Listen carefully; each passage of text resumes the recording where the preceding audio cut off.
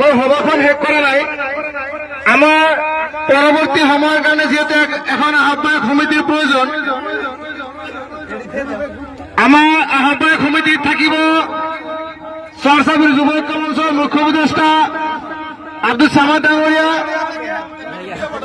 মেয় পৰিষদৰ কেন্দ্ৰীয় সমিতিৰ সাধাৰণ সম্পাদক এম মুক্তাৰ মণ্ডল ডাঙৰীয়া, আমচুৰ কামৰূপ জিলা সমিতিৰ সাধাৰণ সম্পাদক, আঞ্চলিক সমিতিৰ সভাপতি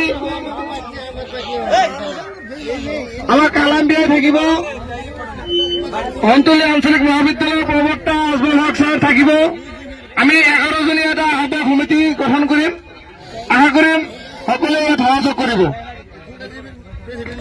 আমাৰ ঐক্যমঞ্চৰ সমূহ সদস্যসকলক মাত্ৰ 5 মিনিটৰ কাৰণে ইয়াত আহিবলৈ অনুৰোধ জনাইছো, কোনো যাতে নাযায়।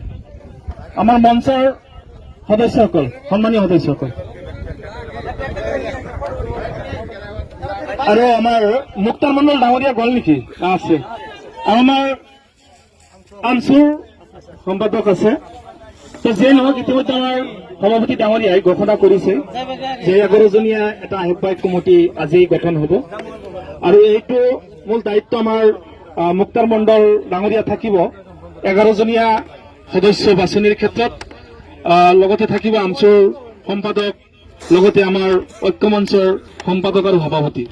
এই 4গৰাকী ব্যক্তিয়ে আমাৰ আহ্বায়ক সমিতিখন আজিয়েই গঠন কৰিব। লগতে মুৰব্বী তেখেতসকলে 4জন মানে অলপ পৰামৰ্শ কৰি কেনেকে মানে কৰিলে ভাল হয়, মুৰব্বীও ল'ব লাগিব।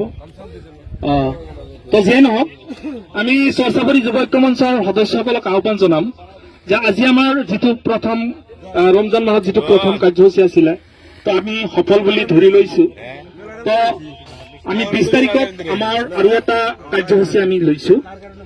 তাৰ কাৰণে অলপ সময় আমাৰ পৰামৰ্শ আছে, কাৰণ 20 তাৰিখ আহিলেই। তো আৰু সেই কাৰ্যসূচী হৈছে আমাৰ সমূহীয়া ইফতাৰৰ ব্যৱস্থা। আৰু এইবাৰ আমি সন্তলি বহৰী দলং লাগিবই, সন্তলি বহৰী দলং লাগিবই, দলং মানে অগ্ৰগতি, দলং আমাৰ লাগিবই।